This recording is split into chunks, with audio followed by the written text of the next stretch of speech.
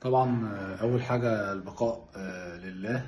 محمد شحاته والده توفى النهارده الصبح، والحقيقه كان المفروض يدفنوا الراجل يعني بعد صلاه الظهر، اجلوا لصلاه العصر على اساس ان هو هيلحق ويرجع الجزائر. يعني ساعه زمن طيران، وجون ادوارد حاول بشتى الطرق انه يرجعه، ولكن ما كانش فيه رحلات للاسف.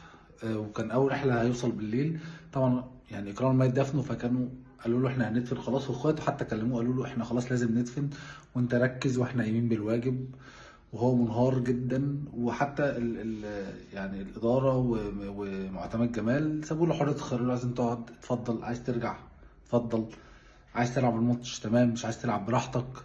سابوا له حريه الاختيار، لكن هو غالبا ما دام مش هيلحق الدفنه خلاص العزاء ممكن يلحق يعني يعملوا لما يرجع ماتش السبت، يرجعوا لحد يعني. فهيكمل مع الفرقه ان شاء الله، لكن هو الحقيقه موقف صعب جدا جدا، هو منهار. فالبقاء لله شحاته يعني، وان شاء الله ما نسمعش حاجه وحشه تاني يعني.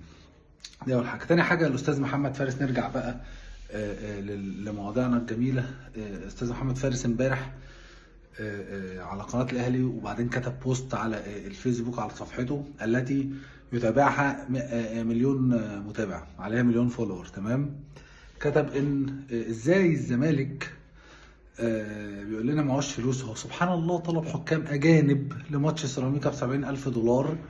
ومع انه كان الاول بيرفض الحكام الاجانب، وما طلبش في ماتشنا ولا في ماتش بيراميدز حكام اجانب. انا مش فاهم، نطلب ما يعجبش، ما نطلبش ما يعجبش، نقول لا مش معناش فلوس نطلب، يقولوا انتوا عاجبكم المصريين عشان بيحكموا لكم وبتستفيدوا منهم. نطلب يقولوا انتوا ما جبتوا الفلوس منين. طب نريحك ازاي؟ نريحك ازاي والله؟ قول لي. ما هو انت كده كده هتعترض، كده كده هتحاول تضغط، كده كده فاكر ان يعني كده ايه بيجيب نتيجه.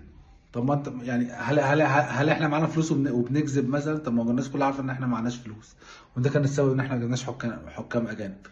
وبيراميدز في الماتش بتاعنا كان هو اللي يقدر يطلب حكام اجانب وما رضاش، وبعدين طلع يصيح من الحكام.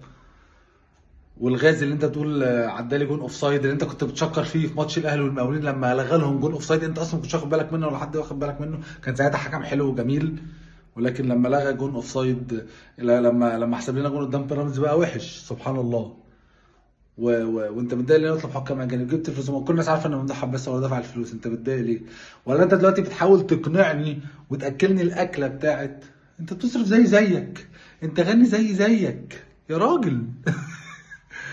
فتدليس، عارف المشكله في ايه؟ انا ما عنديش مشكله في التدليس ده، انا متعود عليه منهم. انا عندي مشكله في اللي بيصدق، عندي مشكله في ان في قطيع كبير جدا ماشي وراه وبيصدق، بقول لك صفحته عليها، وبعدين بوستاته عن الزمالك هي اللي بتجيب ريتش. يعني هو مثلا ممكن يكون بوست مثلا بيجيب 5000 لايك، مش عارف، تلاقي البوست مثلا بتاع الزمالك جاب 40,000 لايك، فهو هرش الموضوع ده، هرش ان كلامه عن الزمالك بيجيب له ريتش، حتى لو تدليس وحتى لو اي كلام، فقرر انه يدوس جامد بس.